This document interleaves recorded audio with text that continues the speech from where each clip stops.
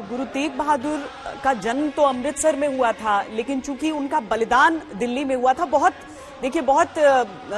जो सारे किस्से होते हैं उसे इस रूप में भी, और यहाँ की जो मान्यताएं हैं वो भी हम आपको समझा दें। क्योंकि आप चित्रा को भी देख रहे हैं कि वो नंगे सर आप नहीं खड़े रह सकते हैं। क्यों नहीं खड़े रह सकते हैं? क्योंकि गुरु ग्रंथ साहिब को पालकी साहिब से वहां पर लाया जाता है, और जिस क्षेत्र में जहां पर गुरु ग्रंथ साहिब हैं वहां पर नंगे सिर रहना सही नहीं माना जाता है। प्रथा का हिस्सा ये कहता है कि आप सम्मान में अपने सर को ढकेंगे जरूर, और इसीलिए अगर हम चित्रा यहाँ पर प्रधानमंत्री को भी उन परंपराओं का पालन करते देखते हैं तो वो सम्मान बहुत अहम हो जाता है हर एक व्यक्ति के लिए।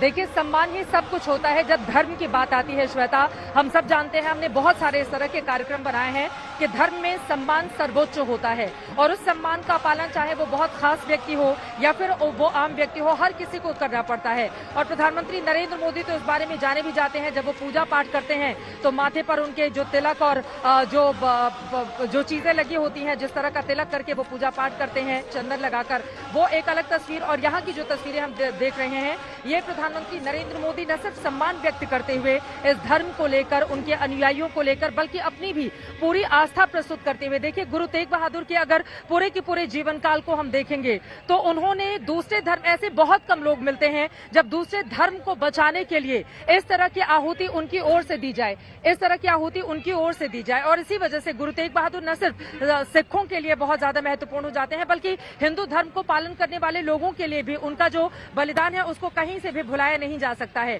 और वही तस्वीरें इस वक्त हम देख रहे हैं। आपने परंपराओं का जिक्र किया, चाहे मैं हूं, बाहर से आने वाले कोई भी व्यक्ति हो, इस तरह के कार्यक्रम में जब भी हम शिरकत करने के लिए जाते हैं या फिर जब भी हम गुरुद्वारे जाते हैं, हम सब जानते हैं, भले ही किसी और धर्म को मानते हो, लेकिन जो सम्मान होता है, शीश उसमें झुकता है। जो सम्मान होता है, उस सम्मान के तहत ये दुपट्टा सिर पर आ जाता है, और वही सम्मान प्रधानमंत्री नरेंद्र मोदी का भी। और वहां पर हजारों की तादाद में जो महिलाएं या फिर पुरुष बैठे हुए हैं, उनके सिर पर भी वही दिखाई दे रहा है। लेकिन आज का ये कार्यक्रम कई मायनों में बहुत ज्यादा महत्वपूर्ण है। एक और चीजें, क्योंकि जब भी धर्म की बात होती है, थोड़ा सा पॉलिटिक्स का जिक्र, पंजाब में हम सब ने देखा भारतीय जनता पार्टी ने किस तरह से शिरोमणि अकाली दल से अलग होकर सिर्फ 2 सीटों पर ही जीत हासिल की। हालांकि कोशिश उसकी ओर से बहुत की गई थी, लेकिन यहाँ पर जो सिखों को मानने वाले लोग हैं उनको अपने साथ कैसे कनेक्ट करें, उसमें धर्म एक बहुत महत्वपूर्ण चीज हो जाती है। अंदर जब हमने बातचीत की महिलाओं से, वो अभिभूत दिखी, वो प्रधानमंत्री नरेंद्र मोदी के जेस्चर से अभिभूत दिखी। उनका ये कहना है कि ऐसा पहली बार हो रहा है कि जब इस तरह का कार्यक्रम, कुछ लोग तो बहुत भावुक भी हो गए कैमरे पर हमसे बातचीत करते हुए। तो यकीनन उन सब के लिए, हम सब के लिए आज का ये दिन बहुत महत्वपूर्ण है। और कई बार हम सब ने ये भी देखा है, इतिहास की किताबों में देश के लिए सर्वोच्च बलिदान देने वालों की कथाओं का उस तरह से जिक्र नहीं मिलता है जैसा कि होना चाहिए था।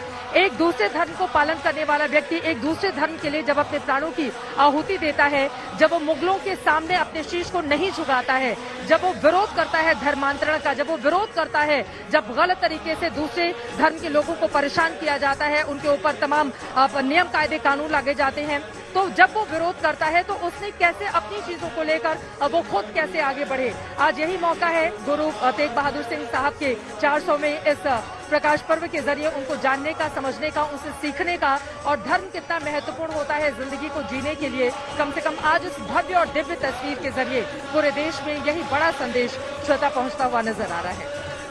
बहुत बड़ी त्रासदी रही कि बहुत सारी बातें जो हमारे इतिहास की रही वो समय के साथ या तो तोड़ मरोड़ दी गई या भुला दी गई।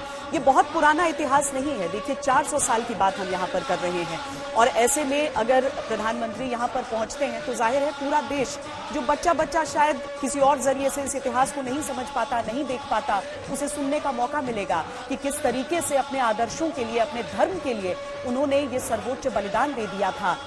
औरंगजेब के किसी भी तरह के अत्याचार के सामने टूटने को तैयार नहीं हुए, झुकने को तैयार नहीं हुए, अपने प्राण देने के लिए तैयार हो गए।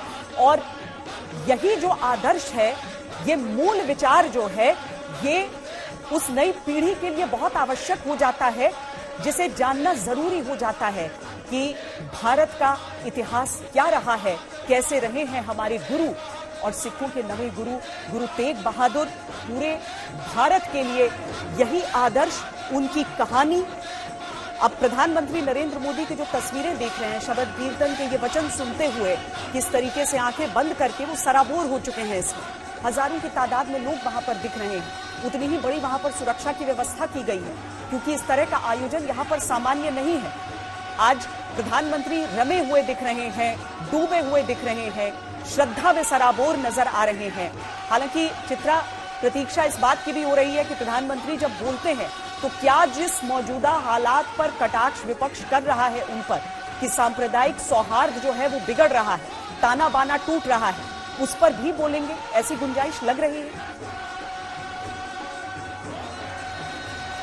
इस तरह की उम्मीद की जा सकती है। प्रधानमंत्री नरेंद्र मोदी जब भी अपना संबोधन करते हैं तो चूंकि माहौल इस समय ऐसा है, देखिए सांप्रदायिक सौहार्द की ये सबसे बड़ी मिसाल है जो इस वक्त की तस्वीरें पूरा देश देख रहा है। सांप्रदायिक सौहार्द की इससे बड़ी मिसाल और क्या हो सकती है हिंदुस्तान के लिए, जब गुरु तेग बहादुर के प्रकाश पर्व को इतनी धूमधाम से, इतने बड़े पैमाने पर लाल किले के इतिहास को बदलते हुए कोई कार्यक्रम यहाँ पर किया जाता हो, तो इससे बड़ी मिसाल कोई हो नहीं सकती है।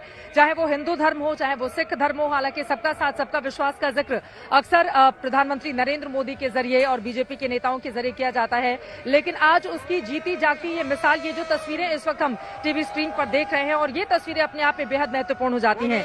लेकिन राजधानी दिल्ली में चाहे वो जहांगीरपुरी का मामला हो, देश के अलग अलग हिस्सों में विपक्ष जिस तरह से कटाक्ष कर, मुझे नहीं लगता कि आज इतने पावन पर्व पर विरोधियों को किसी भी तरह का कोई जवाब देने की कोशिश प्रधानमंत्री नरेंद्र मोदी की ओर से की जाएगी, क्योंकि आज सियासत से कहीं ज्यादा उस धर्म को आगे बढ़ाने का दिन है जिसके जरिए एक बड़ा संदेश यहाँ पर खुद नरेंद्र मोदी देना चाहते हैं। देखिए, इस तरह के कार्यक्रम के जरिए इस बात को हम सबको समझना होगा।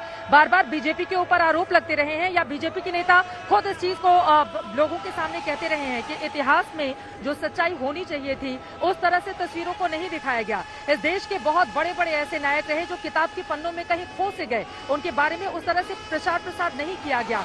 अब नए सिरे से इतिहास लिखे जाने की जरूरत है, नए सिरे से कथाओं को लोगों तक पहुंचाने की जरूरत है, नए सिरे से युवाओं को बताने की जरूरत है कि हमारे देश के असली नायक कौन कौन से लोग रहे हैं। और उसी एक नायक जो आदर्श रहे हैं गुरु तेग बहादुर, उनके बारे में प्रधानमंत्री नरेंद्र मोदी का जब संबोधन होगा तो मुझे लगता है कि उनकी इस देश के लिए जो कुर्बानी रही है, उनका सारा का सारा फोकस इसी पर रहेगा। सांप्रदायिक सौहार्द की बात जरूर प्रधानमंत्री की ओर से की जाएगी, लेकिन मौजूदा राजनीति में मुझे नहीं लगता है कि आज इतने पावन पर्व पर जब हजारों की तादाद में न सिर्फ दिल्ली में लाल किले परिसर के भीतर लोग सुन रहे हों, बल्कि देश के अलग अलग कोने में इस समय लाखों की तादाद में लोग सुन रहे हों। और बात सिर्फ हिंदुस्तान की नहीं है, बड़ी संख्या में जो सिख समुदाय के लोग हैं वो हिंदुस्तान के बाहर भी रहते हैं, और आज ये जो कार्यक्रम हो रहा है इस कार्यक्रम पर यकीनन उनकी भी नजर होगी, क्योंकि लाल किले के परिसर से पहला इतना बड़ा कार्यक्रम हो रहा है। तो इसके जरिए आप समझिए कि सारा का सारा गुरु तेग बहादुर जी के जीवन पर आधारित ये पूरा का पूरा कार्यक्रम है। प्रधानमंत्री नरेंद्र मोदी की अगर बॉडी लैंग्वेज को हम देखें,